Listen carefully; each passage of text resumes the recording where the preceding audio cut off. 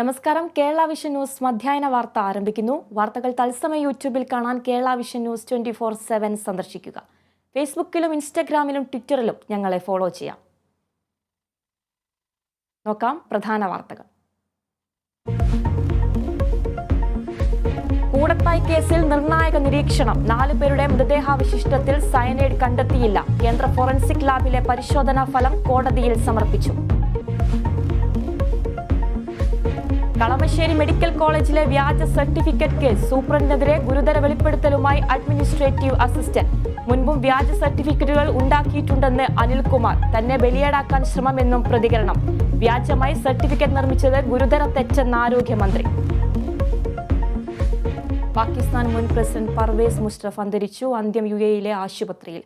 കാർഗിൽ യുദ്ധസമയത്ത് പാകിസ്ഥാൻ സൈനിക മേധാവിയായിരുന്നു.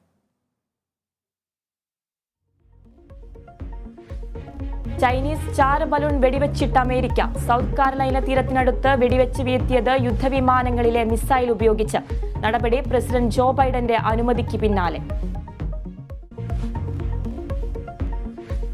സംസ്ഥാനത്ത് ഗുണ്ടകൾക്കെതിരെ നടപടി ശക്തമാക്കി പോലീസ്. 500-ലധികം പേർ അറസ്റ്റിൽ. പിടിയിലായവരിൽ സ്ഥിരം കുറ്റവാളികളും പിടികിട്ടാപ്പുള്ളികളും.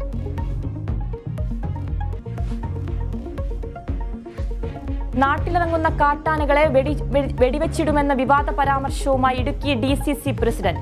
തിരുനെറ്റിക്ക് വെടിവെക്കാൻ അറിയാവുന്ന സുഹൃത്തുക്കളുണ്ടെന്ന് CP മാത്യു. പ്രസ്താവന ഗുരുതരമെന്ന് വനം മന്ത്രി.